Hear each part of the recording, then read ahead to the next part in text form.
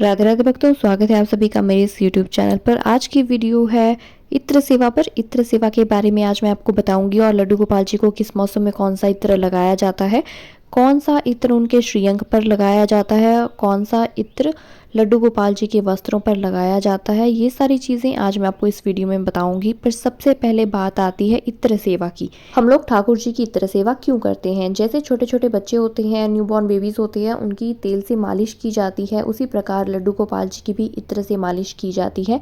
गर्मियों में अलग इत्र का यूज़ होता है और सर्दियों में अलग इत्र का। सर्दियों में जो यूज़ किए जाते हैं इत्र, उनसे अगर आप लड्डू गोपाल जी की मालिश करेंगे तो उनको गर्माहट मिलेगी, और गर्मियों के टाइम के जो इत्र होते हैं उनसे मालिश करने पर लड्डू गोपाल जी को ठंडक मिलती है। जैसा कि मैंने आपको बताया कि लड्डू गोपाल जी के श्रीअंग पर लगाने वाले इत्र अलग से होते हैं और वस्त्रों पर लगाने वाले अलग से होते हैं। तो इन सारी चीज़ों के बारे में आज मैं इस वीडियो में आपको बताने वाली हूँ, इसलिए वीडियो के एंड तक आप बने रहना। सबसे पहले मैं आपको अपने लड्डू गोपाल जी का इत्र कलेक्शन दिखाऊंगी कि मेरे पास कौन कौन से इत्र हैं। फिर मैं बाद में आपको बताऊंगी कि कौन से मौसम में कौन से इत्र का यूज़ किया जाता है। तो ये देखिए, ये हैं मेरे लड्डू गोपाल जी के सारे इत्र। कुछ इस तरह के इत्र होते हैं स्प्रे वाले, कुछ रोल ऑन वाले होते हैं और कुछ डायरेक्ट अप्लाई करने वाले होते हैं। चलिए आइए मैं आपको सारी चीज़ें अच्छे से दिखाती हूँ। ये देखिए, सबसे पहले है ये स्प्रे वाला इत्र। ये कुछ इस तरह से होता है जैसे हम परफ्यूम लगाते हैं, ये उसी प्रकार का होता है। ये मैंने न्यू ही बॉटल ली है। ये बेला वाला इत्र है। इस इत्र का प्राइस है 80 रुपीज़। ये देखिए, आप लोग यहाँ पर देख सकते हैं MRP 80 रुपीज़। इस तरह के परफ्यूम वाले इत्र लड्डू गोपाल जी के वस्त्रों पर यूज़ किए जाते हैं। इनसे लड्डू गोपाल जी की मालिश नहीं की जाती। नेक्स्ट है चमेली का इत्र। ये रोल ऑन वाले इत्र होते हैं। इन्हें आप वस्त्रों पर भी प्रयोग कर सकते हैं और लड्डू गोपाल जी के श्रीअंग पर भी यूज़ कर सकते हैं। खस का इत्र। ये देखिए, ये खस का इत्र है। ये गुलाब का इत्र है। गुलाब के मेरे पास काफ़ी सारे इत्र हैं, क्योंकि 12 महीने तक लड्डू गोपाल जी को गुलाब का इत्र हम लगा सकते हैं। ये देखिए, बहुत सारे हैं गुलाब के इत्र, छोटे वाले भी हैं। और नेक्स्ट है ये रिद्धि सिद्धि वाला इत्र। और नेक्स्ट है ये कदम। नेक्स्ट ये चंदन का इत्र है। चंदन की मेरे पास बड़े वाले इत्र की बोतल भी है। ये देखिए,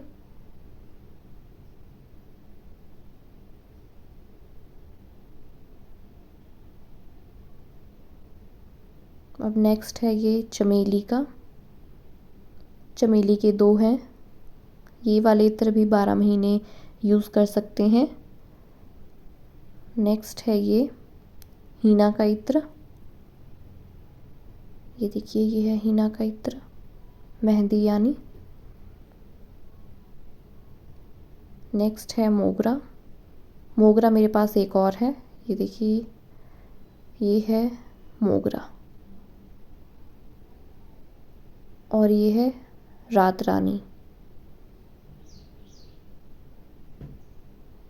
और नेक्स्ट है ये छोटे वाला गुलाब का। नेक्स्ट मोगरा।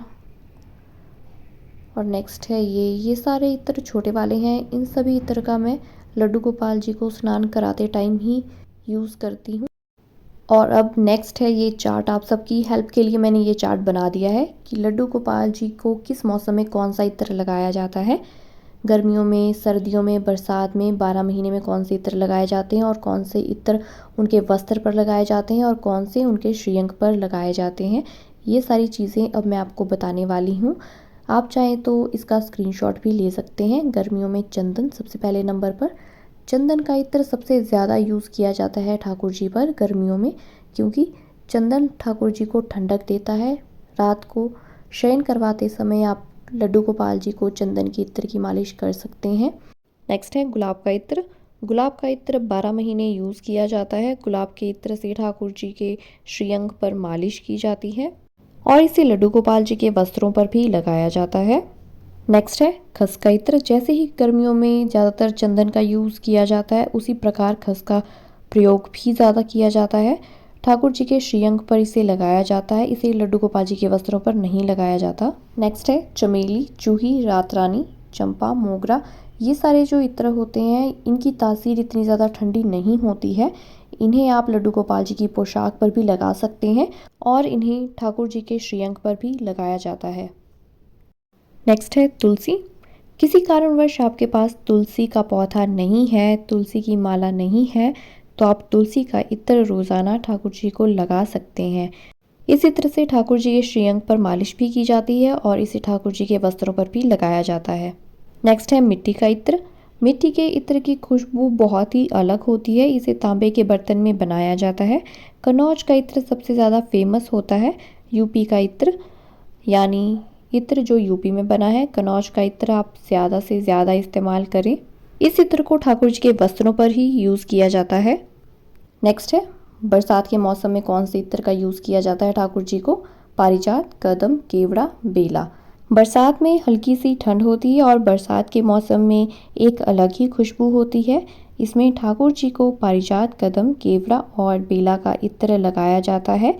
इन सभी इत्रों को आप ठाकुर जी के श्रीअंग पर भी लगा सकते हैं और ठाकुर जी के वस्त्रों पर भी लगा सकते हैं। नेक्स्ट है सर्दी वाले इत्र। सबसे पहले है हीना। हीना का इत्र वस्त्रों पर नहीं लगाया जाता, इसलिए आप ठाकुर जी के वस्त्रों पर हीना का इत्र ना लगाएं। हीना के इत्र से ठाकुर जी के श्रीअंग पर मालिश की जाती है। नेक्स्ट है केसर। केसर के इत्र से भी ठाकुर जी की मालिश ही की जाती है।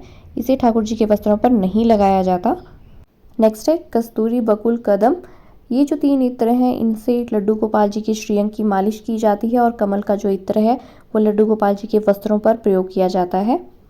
अब बारी आती है 12 महीने यूज़ किए जाने वाले इत्रों की। तो सबसे पहले यहाँ पर आता है गुलाब। गुलाब का इत्र 12 महीने ठाकुर जी को लगा सकते हैं। फिर आता है ब्रज सौरभ। ये बहुत ही ज़्यादा मशहूर इत्र है, आप सभी जानते ही होंगे इसके बारे में। ठाकुर जी के श्रीअंग पर इसकी मालिश की जाती है। नेक्स्ट है सौंदो। सौंदो का इत्र वृंदावन के बांकी बिहारी जी को लगाया जाता है। इससे उनके श्रीअंग की मालिश की जाती है। नेक्स्ट है मदन मस्त। इस इत्र को अगर आप लेकर आएंगे तो इसकी खुशबू बहुत ही ज़्यादा अच्छी होती है और इसे ठाकुर जी के वस्त्रों पर यूज़ किया जाता है। नेक्स्ट है पंचफूल, केवड़ा, चमेली। इसका यूज़ भी ठाकुर जी के वस्त्रों पर किया जाता है। नेक्स्ट है श्रृंगार। श्रृंगार का इत्र आप ठाकुर जी को ज़रूर लगाएं। इस इत्र को ठाकुर जी के श्रृंगार करने के बाद लगाया जाता है और श्रृंगार का इत्र ठाकुर जी के वस्त्रों पर ही लगाया जाता है। इससे ठाकुर जी के श्रीअंग की मालिश नहीं की जाती है। और अब एक बार मैं फिर से आपको बता देती हूँ कि ठाकुर जी के श्रीअंग पर कौन सा इत्र लगाया जाता है। तो श्रीअंग पर लगाया जाता है गुलाब का इत्र, खस का इत्र, चंदन का इत्र, हीना का इत्र, कस्तूरी का इत्र, केसर का इत्र, बकुल का इत्र, कदम का इत्र, ब्रज सौरभ, सौंदो, मदन मस्त इत्र। ये सारे जो इत्र मैंने अभी आपको बताए ये ठाकुर जी के श्रीअंग पर ही लगाए जाते हैं। बाकी जो इत्र बचे वो आप वस्त्रों पर लगा सकते हैं। आप सभी को हमारी आज की ये वीडियो कैसी लगी कमेंट बॉक्स में ज़रूर बताएं। अगर इससे रिलेटेड आपका कोई भी क्वेश्चन होगा तो आप मुझसे कमेंट बॉक्स में पूछ सकते हैं, मैं आपके क्वेश्चन का रिप्लाई ज़रूर करूँगी। अगर आप हमारे चैनल पर नए हैं तो हमारे चैनल को सब्सक्राइब करना ना भूलिएगा, बेल आइकन को प्रेस कर दीजिएगा जिससे आपको हमारी वीडियो के रेगुलर अपडेट्स मिलते रहें। और अगर आप चाहें तो याद रखने के लिए इस पेज का स्क्रीनशॉट भी ले सकते हैं।